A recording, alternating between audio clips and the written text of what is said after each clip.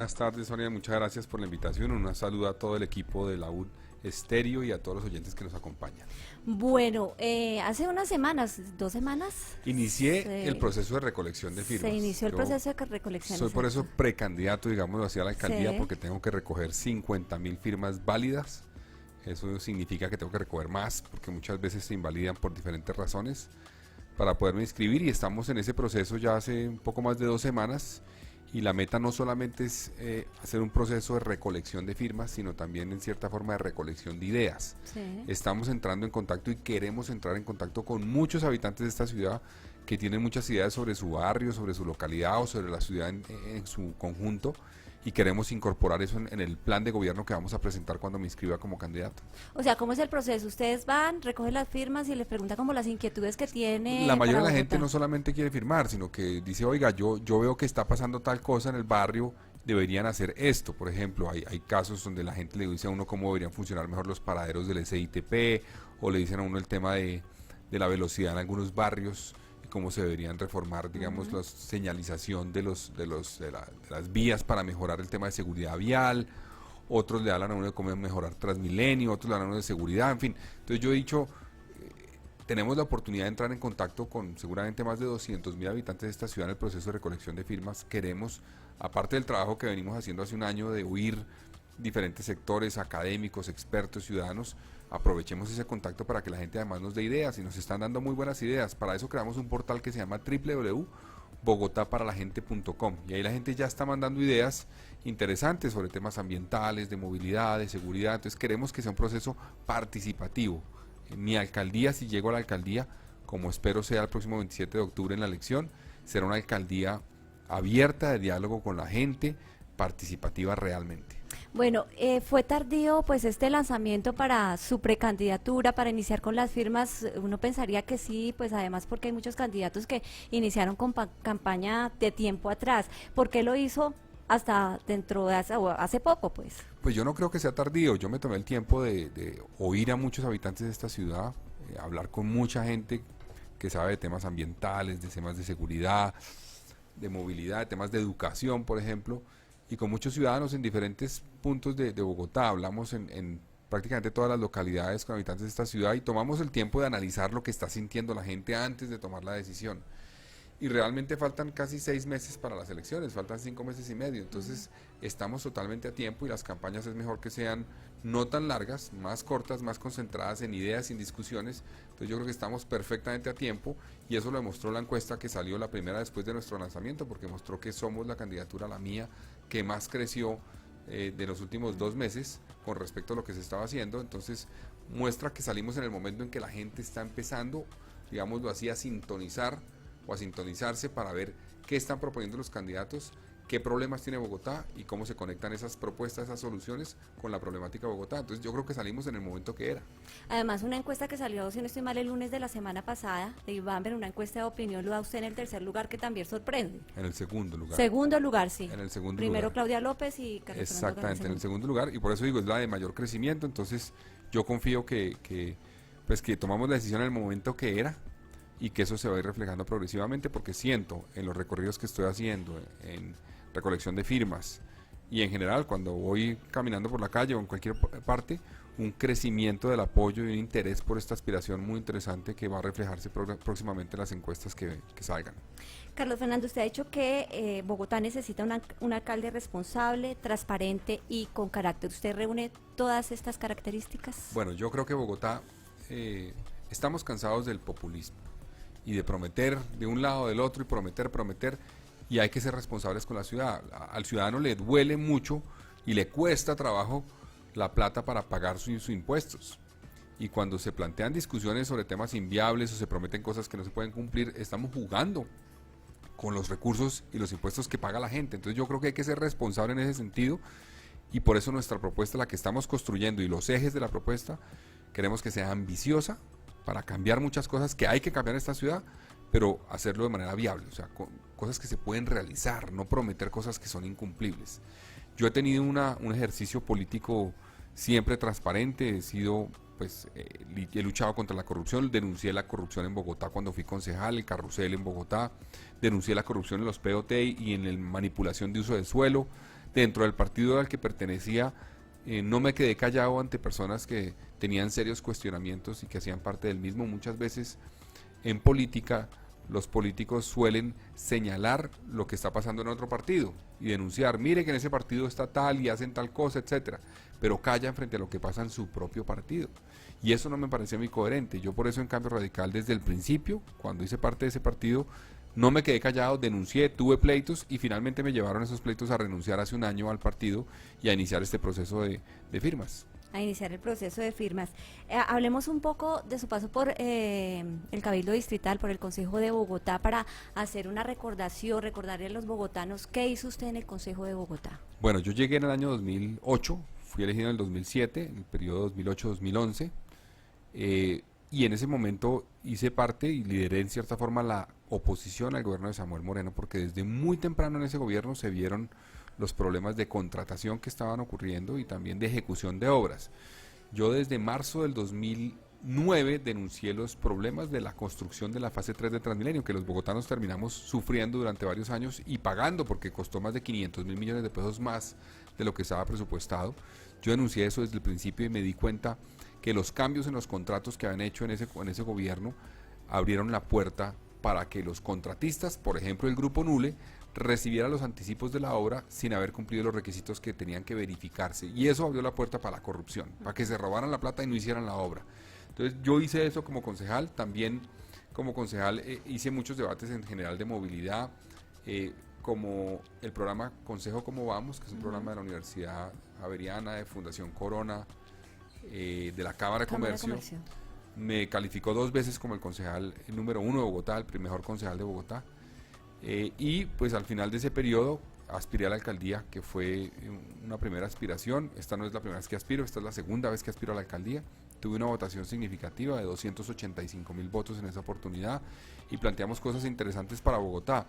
Este ejercicio del consejo me dio a mí un conocimiento profundo de cómo funciona la administración distrital, de las oportunidades que hay en Bogotá para mejorar en la vida de la gente, también de los problemas y retos que tiene el gobierno distrital, cómo se pueden cambiar muchas cosas. Yo, por ejemplo, tengo la convicción de que Bogotá tiene que tener un gobierno mucho más moderno, eficiente, precisamente pensando en que la gente paga impuestos, le duelen los impuestos y quiere ver que esa plata se gaste muy bien, en obras, en proyectos, pero también en la forma como funciona el distrito. Mucha gente se frustra porque dice yo estoy pagando impuestos.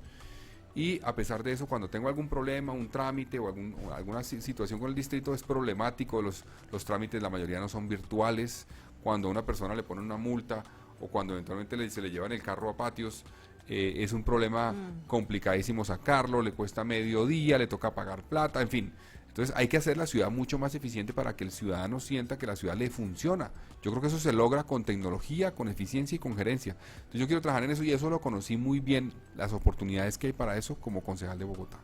¿Cómo se ha abierto camino en materia política? Sabemos que usted es hijo de Luis Carlos Galán, muchos dicen que usted es un delfín, obviamente que tenía el camino abonado por su papá, que pues ya murió hace mucho tiempo, lo mataron en 1989, pero realmente usted mismo a pulso se ha abierto su camino, hablando también de su hermano Juan Manuel Galán, ¿ustedes mismos se han abierto ese camino? Pues Sonia, yo empecé mi carrera política 18 años después de que asesinaran a mi padre. Yo tenía 12 años cuando a él lo asesinaron. Y yo tengo la convicción de que un delfín, pues en principio es la persona que hereda el poder, digamos, de su padre o de su familiar. Y nosotros no heredamos poder primero porque mi padre nunca tuvo el poder. A él no lo dejaron llegar al poder, lo mataron antes. Y segundo porque pues lo mataron 18 años antes de que yo iniciara mi carrera. Lo que sí evidentemente es hay un cariño de mucha gente que creía en el nuevo liberalismo, que creía en Luis Carlos Galán y que aspira a ver en nosotros personas que hacemos política de manera consecuente con lo que hacía el nuevo liberalismo. Y yo he procurado hacerlo desde el principio, por eso cuando entré a ser concejal de Bogotá actué en denuncias contra la corrupción, cuando vi la existencia de ese carrusel de la contratación me enfrenté al alcalde, a otros concejales, al que fuera. Cuando estuve en Cambio Radical revoqué más de 300 avales a candidatos cuestionados. He procurado ser consecuente con eso. Entonces, creo que hemos construido y yo he construido mi camino. Claro, no puedo decir que el hecho de hacer política no tenga que ver con ser hijo de Luis Carlos Galán. Aprendí y conocí la política porque soy hijo de él y él me la enseñó y me puso a recorrer el país con él. Y me dijo y me enseñó que la política era la mejor herramienta que existe para producir cambios en la sociedad. Entonces él me inculcó un respeto por la política como una herramienta si se hace bien, y eso fue lo que llevó a que cuando yo creciera, estudiara y terminara mis estudios, inclusive trabajara varios años en periodismo, después de eso decidiera hacer política. Y yo creo que hoy la gente que vota por mí, la gente que votó por mí cuando fui senador, la gente que votó por mí cuando fui candidato a la alcaldía la vez pasada, y la gente que aspiro vote por mí esta vez, no vota por mí por ser el hijo de Luis Carlos Galán, sino porque cree que puedo resolver los problemas que la están afectando, y a eso es a lo que aspiro. Tenía más o menos 11, 12 años cuando mataron 12 a años su tenía papá. cuando lo En ese mataron. momento, pues uno de chiquito, de esa edad, quiere hacer algo en la vida. ¿Usted qué pensaba hacer? Usted sí decía, yo quiero ser, no sé, en lugar de ser político, no sé, otro sabía, abogado. estaba muy pequeño. Eso es la piloto, época donde uno no un sé. día dice que quiere ser futbolista, otro quiere ser piloto, otro quiere ser bombero, otro quiere ser policía. Pues a mí me encantaba el fútbol, me acuerdo, pero me encantaba recorrer el país. Eso sí, recuerdo, mi papá tenía una particularidad, es que a nosotros nos cogía y nos decía, bueno, cada uno va a ir a una gira conmigo. Él permanentemente estaba en giras por todo el país. Entonces cada uno va a ir y teníamos unos turnos. Entonces a una iba uno, después el otro y así. Pero llegó un momento, faltando más o menos un año antes de que ya lo asesinaran, más o menos, que mis hermanos ya estaban, uno estaba en 11 y el otro estaba en noveno, yo estaba hasta ahora en sexto. Entonces él dijo, no, ustedes tienen que concentrarse más en sus estudios, Carlos Fernando sí me va a poder acompañar. Entonces yo, tal vez los últimos 8 meses, 10 meses, lo acompañé prácticamente a todas las correrías que él hizo, y recuerdo que me gustaba mucho, me gustaba conocer el país, ver las diferentes regiones, la diversidad de población que tiene este país. Entonces, eso me atrajo, y me parecía que era lo interesante de la labor que cumplía mi papá. A mí me daba, confieso, aburrimiento cuando tenía 11, 12 años, manifestaciones donde había discursos que cada uno hablaba 1 hora y se demoraban 4 horas y todo, yo me quedaba dormido, etcétera. Pero sí me encantaba llegar a los sitios y conocer gente y conocer los sitios, y entonces ir al río Magdalena, me recuerdo que hicimos unos recorridos interesantes por las fronteras de Colombia, estuvimos en el Orinoco, Puerto Carreño, Puerto Inírida, la Piedra del Cocuy, que queda realmente en Brasil, pero se ve desde Colombia. En fin, recuerdo una cantidad de viajes y eso me encantaba y eso me hizo querer mucho a Colombia. Y yo creo que con el tiempo y con la frustración que tuve, como muchos colombianos, por el asesinato de mi padre, fui como construyendo un interés por el tema político y por entender que si uno le gusta y si uno tiene vocación puede aportar desde ahí si lo hace bien, y eso fue lo que llevó que eventualmente tomara la decisión. Mi mamá también es muy política, ella le gusta mucho la política, le gustó siempre, ella ejerció como periodista más de 20 años. Y también tiene un criterio político y un interés particular por la actividad política, lo que ha llevado que esa combinación, pues, de mi padre y la frustración por lo de mi padre y la formación que me dio mi mamá después de la muerte de mi padre, pues llevó a que me interesara mucho la política. Mi mamá es más, pues es una persona hecha a pulso, ¿no? Ella perdió a su padre cuando tenía 16 años, a su madre cuando tenía 22, empezó a trabajar a los 17 años, no hizo carrera. Y cuando tenía pues un poco más de 50 años le asesinan a su esposo, y a pesar de eso ella salió adelante, nos sacó adelante. Entonces toda esa formación fue lo que llevó, creo yo, a que nos interesara la política y quisiéramos participar. ¿Qué tanta influencia tiene su mamá en lo que hacen ustedes actualmente? Mucho, pues ella es guía, es crítica en muchos temas. Cuando yo estaba en el Senado, por ejemplo, ella permanentemente estaba viendo los debates en el canal del Congreso y me hacía comentarios de qué opinaba de lo que yo había dicho y de qué opinaba de lo que decían los demás. Entonces le interesa mucho la política y tengo en cuenta sus ideas, su criterio, su opinión. A veces no estamos de acuerdo en cosas y ella respeta esas decisiones. Por ejemplo, ella militó y ha militado, bueno, hasta hace poco, en el Partido Liberal. Yo inicié mi carrera por fuera del Partido Liberal, por otro lado, y ella no estuvo de acuerdo con eso, pero me lo respetó, y ella no estaba de acuerdo con que yo estuviera en cambio. Ahora no estaría de acuerdo en cambio, ni el Partido Liberal tampoco, creo que se decepcionó del Partido Liberal también, pero hemos tenido diferencias y ha sido respetuosa la diferencia. La diferencia con la mamá. Usted decía que le encantaba ir a todas esas correrías con su papá Luis Carlos Galán. ¿Por qué no fue a Soacha con él? Tengo entendido que usted quería ir y le dijo que lo llevara. Yo iba a ir a Soacha. Yo también tenía una relación particular con algunos de los escoltas de mi papá, porque como yo viajaba mucho con él, pues tenía una relación con algunos de ellos que los fueron cambiando en la última etapa y solo quedaban pocos de los que llevaban un tiempo largo. Y yo le dije que quería ir, y él me dijo que no porque era de noche, hacía frío. Entonces me dijo, mejor acompáñame mañana a Villeta. Él iba a ir a Villeta el día siguiente, el sábado 19 de agosto. Entonces yo le dije, bueno, ok, entonces no voy, no insistí mucho. Y eso fue lo que llevó a que no fuera, ¿no? Ujú, que se quedara, pues que él fuera y que pasara lo que pasara Sí. desafortunadamente. Carlos Fernando, el tema de estos debates, que usted también lo trajo a colación hace un instante en el Congreso, un debate que fue muy álgido con Álvaro Uribe Vélez, en el cual pues usted hablaba de que los hijos de alguna manera no habían pagado algunos impuestos de pues unas zonas o áreas o lotes que habían en Mosquera, fue así, ¿cierto? Y él obviamente pues cuando no hay argumentos pues sacan otras cosas y fue el hecho de la corporación o Fundación Luis Carlos Galán. Hablemos un poco de esa fundación, realmente pues ustedes salieron a defensa de la fundación que no recibe pues contratos, no hace contratos con el Estado y demás. Bueno, gracias por esa pregunta.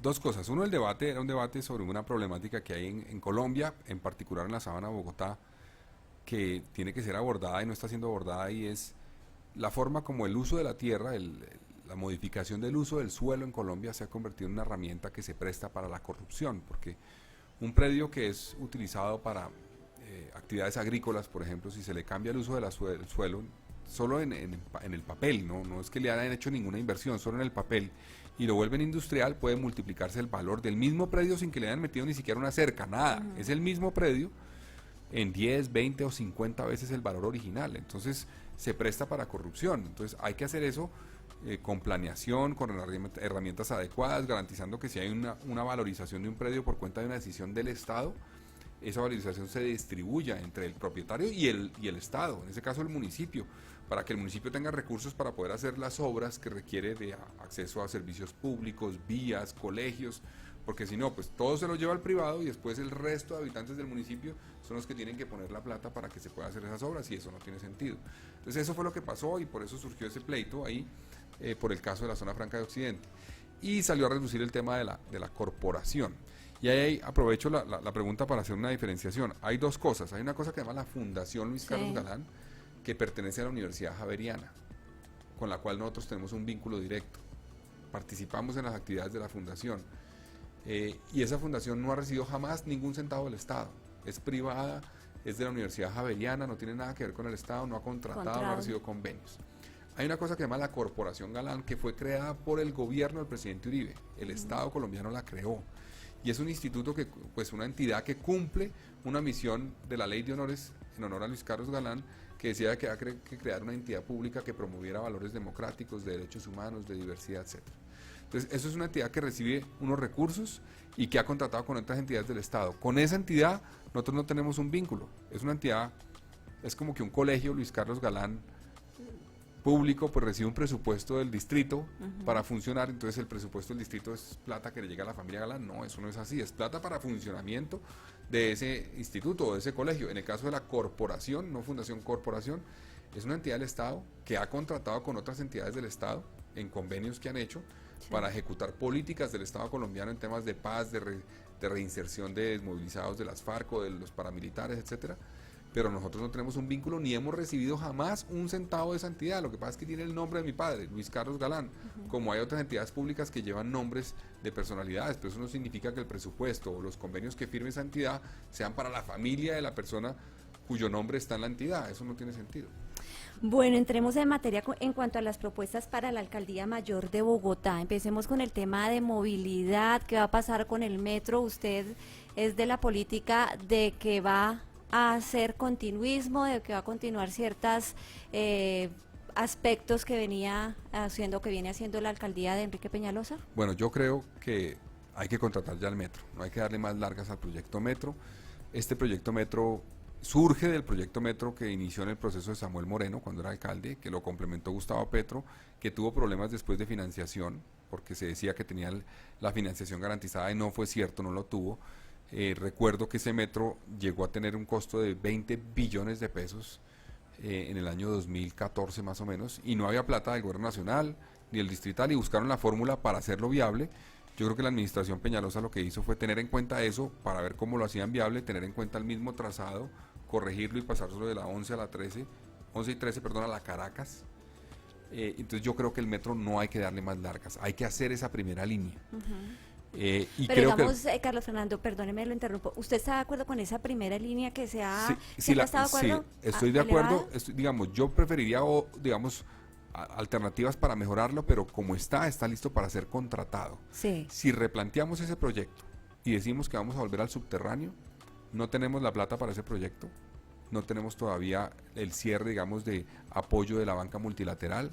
Entonces tardaríamos unos 4 o 5 años más en iniciar la construcción del metro. Yo creo que es un error por eso. Yo creo que hay que iniciar la construcción de este proyecto como está y pensar más bien en que la próxima administración, si yo llego a la alcaldía, vamos a hacerle el estudio al segundo tramo o a la segunda línea del metro.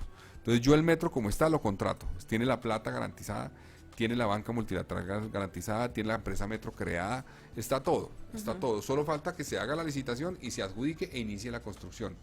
Cualquier cambio acarrearía una demora de 4 o 5 años para el proyecto y yo no estoy de acuerdo con cambiarlo.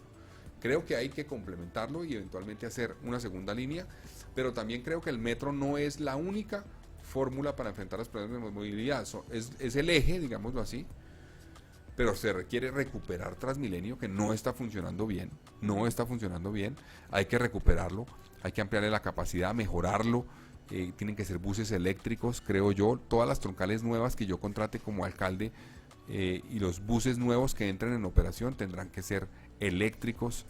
Creo que también eso se debe complementar con una reforma del SITP que no está funcionando.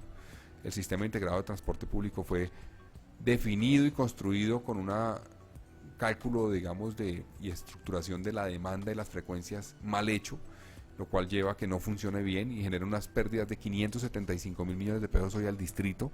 Entonces eso hay que replantearlo cómo funciona, hay que rediseñar rutas, adecuarlas más a la demanda de los ciudadanos. Creo que hay que hacer cables más en Bogotá, ya se hizo el cable Ciudad Bolívar, esta administración frenó y es un error, creo que hay que restablecer el proyecto del cable de San Cristóbal y también uno en el norte, en Cerro Norte, el Codito. Y creo que hay que complementar esto con algunas infraestructuras viales que necesita la ciudad, la ampliación de la séptima, la ampliación de la autopista norte, la ampliación de las entradas a Bogotá en general, y una combinación de esfuerzos en este sentido nos van a permitir recuperar, por lo menos mejorar la movilidad de Bogotá de manera considerable en los próximos 4 años. Ahora, tenemos un reto, Sonia, y es que vienen muchas obras para Bogotá. Esto no lo dicen los candidatos, no lo dicen porque hablan de las obras nomás, pero no dicen del impacto de las obras. Vamos a tener obras, la 68, la Caracas, la Cali, no se sabe si la séptima también. Entonces la ciudad va a estar en obra y requerimos de un plan de mitigación del impacto de esas obras, porque vamos a tener 2 carriles cerrados en la séptima, 2 en la autopista, claro, o en la Caracas, perdón. Entonces eso va a generar un caos adicional al que tenemos hoy. Va a haber que pedirle a los bogotanos un sacrificio mientras que logramos mejorar la movilidad, y eso se puede hacer con un plan de mitigación que incluya, por ejemplo, entrada escalonada a los trabajos en las empresas donde se pueda entrar escalonadamente, que no todo el mundo entra a las 7 de la mañana o a las 8, sino que sea escalonado y salida escalonada. Teletrabajo. También teletrabajo. Hay que hacer un esfuerzo, creo yo, creativo. Por eso me parece un error perseguir las patinetas eléctricas o impedir esas cosas, ¿no? Hay que promover y ayudar a la gente que se mueve en bicicleta, en patineta. Hay que combinar las formas de lucha para enfrentar el reto que nos viene la obra que va a tener Bogotá por todos frentes, como los que mencionaba, Caracas, 68, etcétera. ¿Transmilenio por la séptima? Pues mira, yo creo que la séptima necesita una solución, sin duda, y esa solución debe pensar varias cosas. Uno, la movilidad. Entonces hoy mueve la séptima 800 buses al día más o menos, se mueven en la séptima. El Transmilenio, como está planteado, movería 200, reduciría de 800 a 200 los buses, pero irían por el carril exclusivo, sería más rápido. Entonces yo estaría de acuerdo con el Transmilenio por la séptima siempre y cuando, primero, sean eléctricos los buses, segundo, el diseño de las obras de infraestructura, las estaciones de Transmilenio, sean acorde al entorno urbano de la séptima. Yo no me imagino un diseño como el de la Caracas en la séptima, me parece que no sería adecuado, eso sería un error. Tiene que ser un Transmilenio moderno, con un diseño mucho menos pesado en cierta forma en las estaciones, y tiene que resolver el problema de movilidad que tiene la séptima. La séptima tiene unos cuellos de botella, por ejemplo, la 82 con séptima, la subida a la Calera es un cuello de botella, la 92 con séptima, la subida a la circunvalar de la gente que viene del norte es un cuello de botella, la 127, la 134, entonces eso me gusta del proyecto que está planteado y es que resuelve esos cuellos de botella, pero lo que me preocupa y que creo que hay que garantizarlo antes de contratar esa obra es que sean buses eléctricos los que rueden por la séptima, 1, y 2, que el diseño de las estaciones sea acorde con el entorno urbano. ¿Metro como alimentador de los Transmilenios? No, Yo creo que el metro es el eje fundamental del sistema de transporte en Bogotá, va por el corredor de mayor demanda. Lo que pasa es que hay que pensar en que el metro es alimentado por troncales de Transmilenio. Por ejemplo, una específica que es crítica es la troncal de la ciudad de Cali, que sale de Soacha y llega al Portal de las Américas, donde va a empezar el trayecto del metro. Entonces esa troncal va a alimentar el metro para que la gente que, por ejemplo, vive en Soacha pueda coger esa troncal, llega al Portal de las Américas, coge el metro y esté en el centro de Bogotá en cuestión de 20 minutos. Entonces eso es una alimentación del metro. Lo que pasa es que para trayectos cortos, la gente que ya toma el metro para un trayecto largo de 7, 8, 10 estaciones, se baja y eventualmente podrá coger un SITP o un Transmilenio para la última milla, digámoslo así, de su trayecto. No significa que el metro esté alimentando Transmilenio, significa que va por el eje de mayor demanda y es alimentado por Transmilenio y luego descarga a los pasajeros para que en la última milla lleguen a su destino, eventualmente a través de Transmilenio o de otros modos, como puede ser la bicicleta o como puede ser eventualmente el SITP. Bueno, ya un oyente pues nos pregunta acá acerca pues del tema de la movilidad, pero también nos pregunta acerca del medio ambiente y nos hace la pregunta puntual que va a hacer con la reserva Tomás Van der Hamen. Bueno, yo estoy de acuerdo con proteger la reserva. Creo que es fundamental pensar la reserva como un elemento fundamental de la estructura hídrica de la sabana de Bogotá, y por eso yo creo que hay que preservarla, no hay que permitir que se urbanice la reserva, no. En este momento está en discusión en la CAR un proyecto que buscaba realinderar la reserva. Yo creo que eso se podría hacer solamente si se demuestra técnicamente que la propuesta de realinderamiento mejora el proyecto de la reserva Van der Hamen y lo hace realidad, si no, no estaría de acuerdo. Y sí creo que hay que buscar fórmulas, por ejemplo, para sembrar muchos árboles en la reserva, uno, y dos, ver cómo se puede hacer un diseño trabajado con ambientalistas para que vías fundamentales para Bogotá, como la ALO, como la Boyacá, puedan atravesar sin afectar el espíritu de la reserva. Entonces yo creo que hay que preservarla, protegerla, y hay que garantizar que le preste servicios ambientales a la ciudad. Eso no es una reserva pensada como el Parque Natural del Chiribiquete, una cosa así, digamos, que hay que proteger de una forma distinta. Esta es una reserva urbana que le presta servicios ambientales a la ciudad de Bogotá. Entonces hay que lograr, por ejemplo, que sea pública. El grueso de la reserva hoy es privado. Entonces hay que lograr que sea público y eso es un proceso, y yo estoy de acuerdo con trabajar en ese camino y con esa meta. El tema de la contaminación del aire, gran parte pues tiene que ver con estas emisiones del Transmilenio, pero ¿cómo purificar más el aire de la ciudad? Bueno, Transmilenio es uno de los responsables, pero no el único. Inclusive no es el que más contamina, el que más contamina son los camiones de carga en Bogotá. 40% de las fuentes móviles, de la contaminación por fuentes móviles, viene de los camiones de carga que atraviesan Bogotá. El SITP es un gran responsable, por ejemplo, sobre todo el provisional de la contaminación en Bogotá. Las camionetas, diésel, las motos también.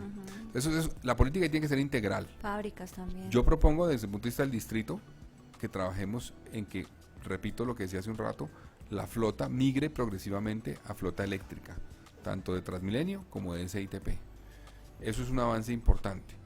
Hay que trabajar mucho de manera más efectiva en los controles a los vehículos de carga que entran en Bogotá, porque hay muchos camiones que no cumplen la norma de emisiones y están rodando por la ciudad y uno se queja y la gente se queja de esos camiones con razón.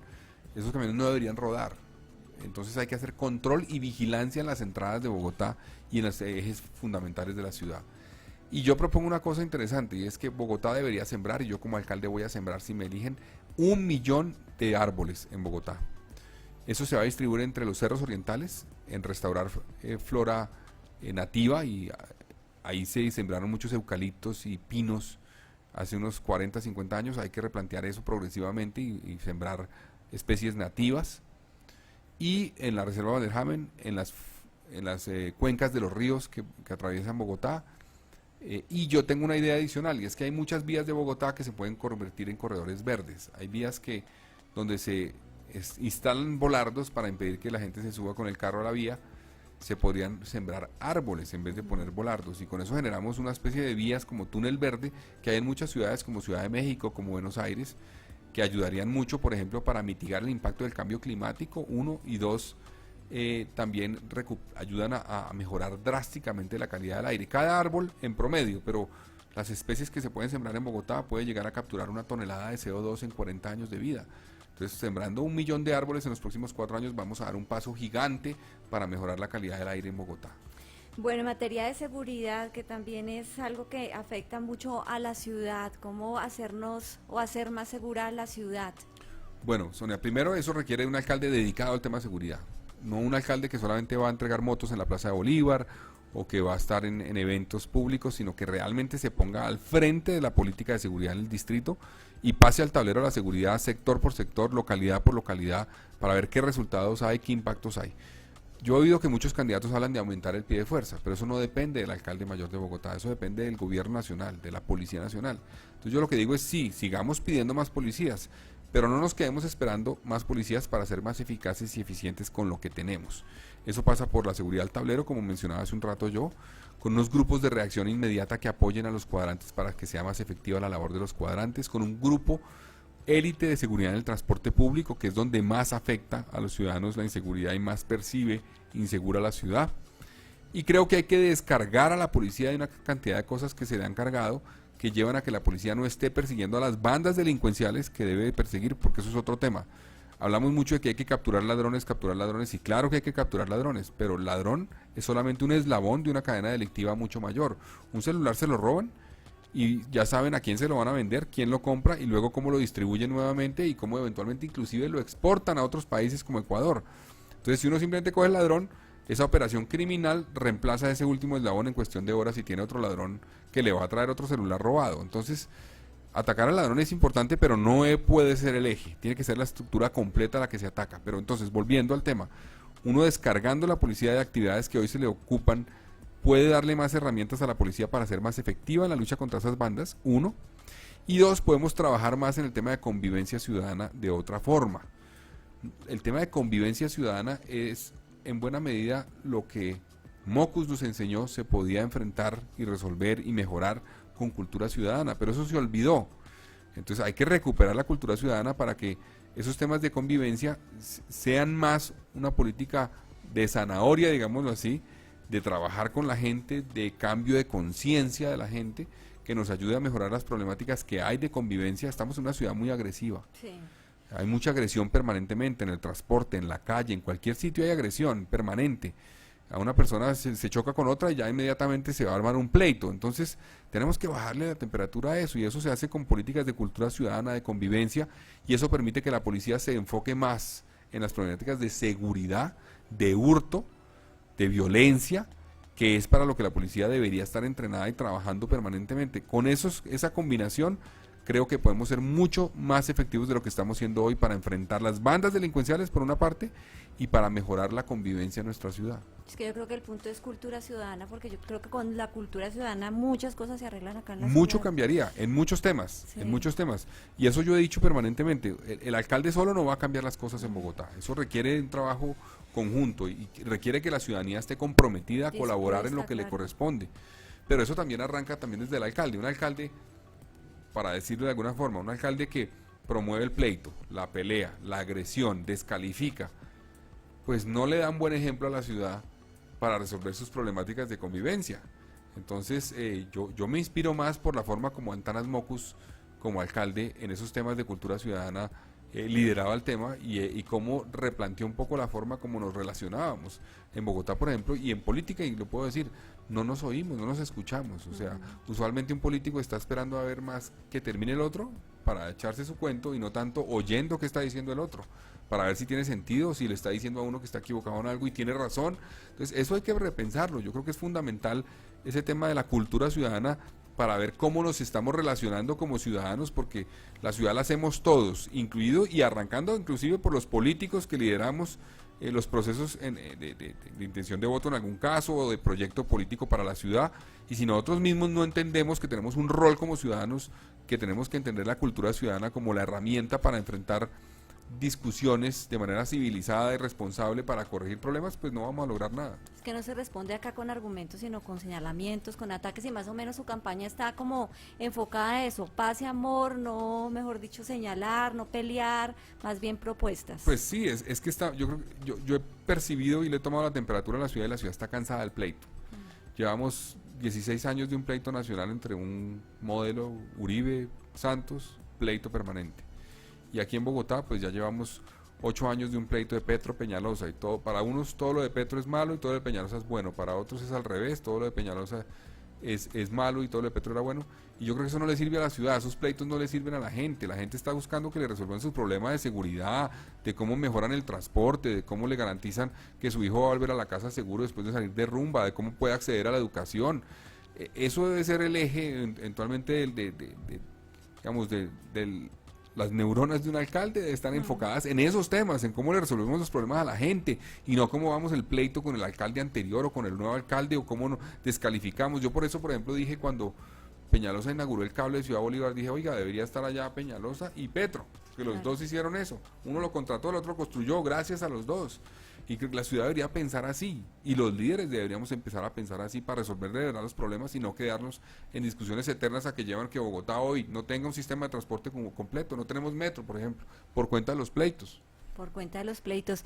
El tema educativo, ¿cómo va a enfocar su alcaldía en tema de educación, obviamente primaria, secundaria y educación pública? Hablemos también de la Universidad Distrital. Bueno, varias cosas. En educación, lo primero es que en Bogotá la oferta de atención integral a la primera infancia, que son los primeros 5 años del ser humano, tiene un déficit de cerca del 26%, es decir, 26% de los niños en Bogotá de 0 a 5 años no acceden a atención integral a la primera infancia. Y ahí se pierde una oportunidad que no recuperamos nunca, porque esos primeros 5 años marcan en cierta forma el destino de ese ser humano. Es donde el niño se le debe invertir en buena alimentación, en cariño, en estimulación, para que ese niño pueda después acceder a la educación primaria y más adelante obviamente secundaria, media y profesional, pero con las herramientas que le puede dar esos primeros 5 años de vida. Entonces lo primero que hay que trabajar es en eso, en lograr que en Bogotá avancemos para que muy pronto tengamos a todos los niños garantizados en acceso integral a la primera infancia. Otro problema que tenemos, digamos, cuello de botella crítico, es la educación media. Hay mucha deserción después de noveno. Entonces la cobertura en cierta forma de la educación media, 10º, 11º, es del 86%. 14% de los jóvenes de esta ciudad se quedan por fuera de la educación media, y eso los lleva entonces de arranque a quedar por fuera de la formación profesional. Ya no pueden acceder a la formación profesional porque no terminaron el colegio. Entonces ahí hay un reto. ¿Y yo cómo creo que se puede enfrentar ese reto? Ese reto tiene que ver con hacer la educación guiada por dos principios para mí fundamentales. Primero, que la educación sea un proceso donde el Estado le ayuda al niño a identificar su vocación, qué le gusta, qué realmente lo llena, lo hace sentir feliz, le atrae. Porque si lo empezamos a formar en cosas que no lo atrae, pues va a ser muy difícil que el niño quiera seguir estudiando y ve una oportunidad de decir, yo salgo a trabajar a los 16 años en algún tema, ya me gano una plata y no me importa que me salga del colegio. Entonces, si uno hace un esfuerzo por identificar la vocación y ayudarle al niño a eso, va a ser más efectivo. Segundo, hay que conectar eso con el trabajo, que esa vocación, cómo se le conecta también con la posibilidad después de ser emprendedor o de buscar un empleo, y eso lo tenga en la siguiente etapa de la educación, que es el acceso a la formación técnica, tecnológica y profesional. Y en eso, pues para mí la distrital es una herramienta fundamental en Bogotá, y ahí tenemos que trabajar en varias cosas. Entiendo que este año se le aumentó el presupuesto de manera considerable a la distrital, creo que 15.000 millones de pesos adicionales con respecto a lo que estaba el año pasado, y eso fue un esfuerzo importante. Hay que continuar ese esfuerzo, hay que ver un poco para qué también es esa plata, no solamente más plata, sino para qué. Yo creo que es clave fortalecer, por ejemplo, el tema de los docentes. Creo que hay 650 docentes en la distrital, hay que aumentar eso. Hay que ver cómo logramos además mayor presencia en las localidades de Bogotá. Yo entiendo que es un reto lo que se ha hecho con las sedes de la distrital, porque no solamente se trata de hacer una infraestructura, sino de mantener la calidad, ¿no? Entonces eso es un reto. ¿Cómo podríamos enfrentar de manera más efectiva eso? Yo creo que hay que insistirle a la nación de que la distrital está en una situación de desequilibrio frente a otras universidades públicas del país. Tal vez creo por la forma como se definió el presupuesto original después de la ley 30, entiendo que hubo una fórmula que llevó a que la distrital, por el tamaño que tenía en la época, pues recibiera unos recursos, pero hoy el tamaño que tiene la distrital no se compadece Claro. con los recursos que recibe. Necesita que el Estado se meta más a la mano Un del ejemplo, bolsillo. un ejemplo, yo estaba analizando esas cifras hace unos días, mientras que la distrital recibe más o menos 900.000 pesos por alumno de la nación, del gobierno nacional, la Universidad del Valle recibe alrededor de 9 millones de pesos por alumno, 10 veces menos. Entonces hay un desequilibrio que el alcalde de Bogotá tiene que sentarse con la nación a decir, bueno, resolvamos ese desequilibrio. O sea, tal vez no se podrá de la noche a la mañana y de un año para otro, pero sí hay que resolverlo. Por ejemplo, el paro que hubo estudiantil del año pasado y el acuerdo que se hizo con los estudiantes llevó a un aumento considerable del presupuesto para la universidad pública, pero realmente para la distrital fue mínimo. Fue muy poco porque ya estamos en un desequilibrio muy grande. Entonces, si apenas le dan 900.000 pesos por estudiante a la distrital y se aumentó en un 3 o 4% por cuenta del acuerdo con los estudiantes, pues para la distrital es muy poco. Puede que para la del Valle o para la nacional fue bastante, para la distrital fue muy poco y eso hay que resolverlo y eso requiere diálogo con el gobierno nacional, pero también exigencia del gobierno nacional, de que la distrital es una universidad pues que yo entiendo que tiene más de 27.000 estudiantes ya en total, entonces tiene que tener un recurso mayor de la nación y un apoyo de la nación. El distrito le pone el 70% o más del presupuesto y eso está bien, pero que la nación también nos ayude. También eso es necesario. En el tema de esos acuerdos programáticos que puede haber, Carlos Fernando, ¿usted con quién, digamos, le gustaría unirse a ver un acuerdo? ¿Está más por el lado de centro, centro derecha, de los candidatos que hay en este momento? Yo creo que la gente en este momento en Bogotá está esperando que los candidatos, todos estemos ya en campaña, se inicien los debates y conozcamos las propuestas de todos. Que sea un diálogo alrededor de las soluciones a los problemas y no tanto mecánica electoral. No descarto a futuro que se den alianzas, no descarto participar eventualmente en alianzas, pero tiene que ser sobre la base de eso, de que haya una coherencia sobre lo que se le plantea a la ciudad, que haya una coherencia en la manera de hacer política también. Entonces yo esperaré un poco eso para evaluar con quién tengo, digamos, coincidencias. Pero, ¿quién lo seduce? No, pues hasta ahora realmente no tengo claridad al respecto porque he ido a 3 debates o 4 debates. Entonces hasta ahora se están empezando a plantear, dicen que van a llegar más candidatos en las próximas semanas, entonces ayer había noticias de un candidato, una candidata, en fin, entonces esperemos a que esté, digamos, el partidor completo, arranque la discusión de ideas y cuando eso suceda ya podemos ver con quién hay coincidencia. Que se hable, por ejemplo, de Miguel Uribe, usted Miguel Uribe, o se habla también Lucho Garzón. Yo creo una cosa, yo creo que pensando en esas alianzas hay que tener la capacidad de construir sobre lo construido, mejorar las cosas que van bien, ayudar a que continúen para que se concreten. La gente está cansada que llegue un alcalde y frene todo lo anterior. Eso no se puede hacer, creo yo. Pero tampoco podemos llegar un poco a decir que vamos a avanzar ciegamente. Avancemos en todo, sin entender que hay unas problemáticas que no se están resolviendo, que la gente está desesperada, por ejemplo, en el tema de la seguridad. La gente está desesperada con el tema de la inseguridad en la ciudad y si decimos avancemos, pues no podemos darle continuidad a una política que ha fallado en el tema de hurto a personas, más de 104.000 hurtos denunciados. Eso debe significar que hay fácilmente más de 200.000 hurtos en Bogotá al año. Entonces eso no puede decir avancemos sin pensar y sin darnos cuenta que hay cosas complejas que hay que corregir. Entonces yo creo que eso nos llevará a unas discusiones más profundas para ver si hay coincidencias con uno o con otro. ¿Qué factores, qué aspectos de lo que ha hecho esta actual administración aplaude y cuáles rechaza que usted diga, uy no, Peñalosa se descachó ahí? Bueno, yo rescato lo que se ha hecho en el tema del homicidio. Han bajado a 12.7 el 2018 homicidios por cada 100.000 habitantes. Eso es un avance importante y hay que continuarlo, hay que llegar a un dígito pronto. Eso es un resultado importante. En seguridad, por eso son como cruzados en cierta forma los resultados. En homicidios son buenos, en hurtos son malos los resultados de esta administración. En el tema, creo que de embarazo adolescente, por ejemplo, hubo una reducción considerable, más del 31%, y eso le cambia la vida a esas jóvenes y a esos jóvenes, porque un embarazo, pues, en cierta forma es una trampa de la pobreza, ¿no? Un embarazo adolescente. Entonces, lograr reducir eso como lo han hecho es importantísimo y hay que continuarlo. Lo de los parques es importante, lo que han hecho con los parques de Bogotá, más de 1.040 intervenidos de manera profunda, es importantísimo mantener eso. Pero creo que han fallado en el tema ambiental, en el manejo que le ha dado el alcalde a los temas ambientales, la forma como planteó lo de la Vanderhamen que estábamos hablando hace un rato, me parece que fue equivocada. creo que el planteamiento que han hecho de tala de árboles es equivocado. Bogotá debería solamente estar talando árboles que estén enfermos y que por riesgo de que se caigan haya que tumbarlos, de resto deberíamos estar sembrando árboles. Pues ahí han fallado, entonces, y sobre todo, yo creo que al alcalde le ha faltado apertura al diálogo, a la discusión, al debate. Un alcalde tiene que estar dispuesto, como decía hace un rato yo, una ciudad con retos de agresividad como los que tiene en Bogotá, requiere de un líder que esté dispuesto al diálogo, al debate, Y a estar no, más, a no más estar cercano a la peleando y más ciudadanía. cercano a la ciudadanía y a oír. Seguramente uno no se va a poner de acuerdo con todo el mundo y va a haber gente que no esté de acuerdo con algunas políticas y no hay nada que hacer, pero tampoco puede cerrarse a no dialogar por cuenta de que hay algunos opositores. No, hay que dialogar, hay que abrirse, hay que promover la participación ciudadana y yo creo que en eso ha fallado esta alcaldía. ¿Cómo es su relación con Peñalosa? Pues personalmente bien, no tengo, digamos, ningún problema con él. Le he criticado algunas cosas, le critiqué, por ejemplo, que la flota de Transmilenio fase 1 y 2, que se va a renovar este año, que a partir del mes entrante entra, no haya sido toda Euro 6, por lo menos. Le critiqué eso. Entonces, pues en las críticas, pues no tenemos acuerdo. Pero personalmente bien, no, pues no lo veo hace ya más de 4 meses. Ya hace ratito. 3 meses y medio más o menos, sí.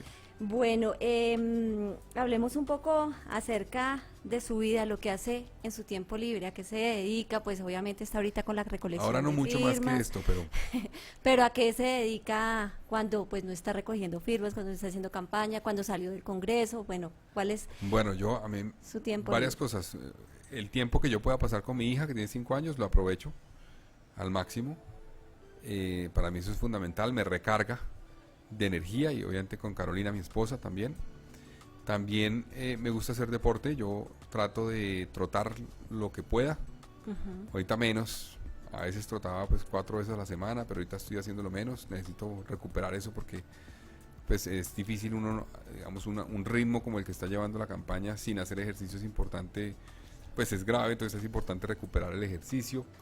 Me gusta leer y me gusta ver series en televisión. Cuando tengo tiempo, después de que se duerme Julieta, por allá a las 8:30 de la noche, pues si alcanzo a ver algún capítulo de alguna serie, me llama la atención, me distrae, me entretiene y básicamente es como las actividades que tengo por fuera, digamos, de la rutina normal del trabajo. ¿Y hay tiempo, digamos, para sus hermanos, para su mamá? Sí, los fines de semana a veces, pues ayer estuve obviamente con ellos, era el Día de la ¿Y la Madre. madre? Entonces estuve con ellos y ahorita en campaña ha sido menos, pero por ahí cada 15 días o cada 20 días nos vemos y tenemos pues una relación además que le ayuda mucho la presencia de los nietos, o sea, de mi hija, las 2 hijas de Claudio, los 2 hijos de Juan Manuel.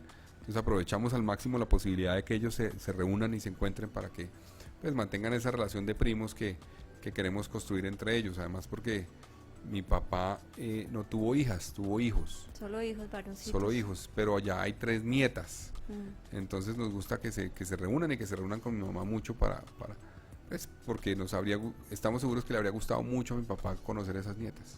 Si su papá pues no lo hubieran matado, estaría vivo ahora. ¿Ustedes piensan en eso? ¿Qué estarían haciendo ustedes? ¿De pronto estarían haciendo lo que están haciendo ahora, algo diferente? ¿Su papá qué estaría haciendo? ¿Hablan de eso? No hemos hablado mucho, pero yo sí creo que, bueno, es difícil, digamos, pensar o imaginarse o especular sobre qué estaremos haciendo. Él decía que a él le habría gustado mucho. Él murió muy joven, él murió de 45 años. Y si hubiera llegado a la presidencia, habría salido de la presidencia de 49 años, más o menos. Entonces, muy joven. Y decía que después de eso iba a tener mucho tiempo para nosotros.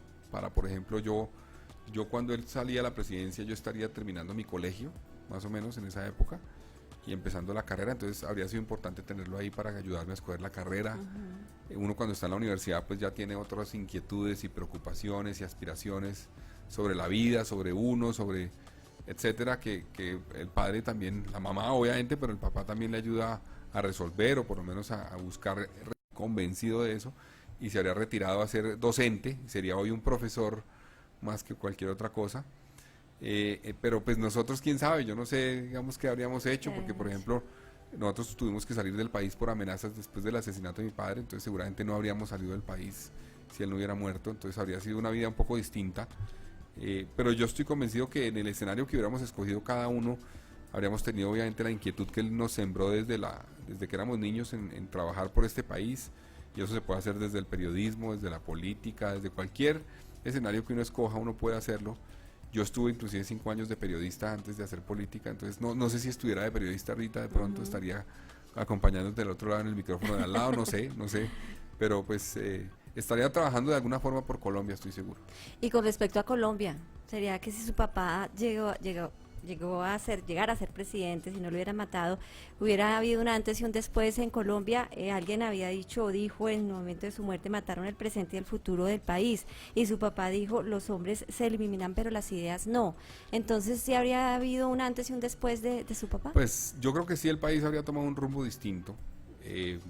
Hay cosas que mi papá trabajó, como el tema de la constituyente, o sea, la nueva constitución de Colombia, pues que se hicieron realidad, y él aspiraba a una cosa así y trabajó por eso.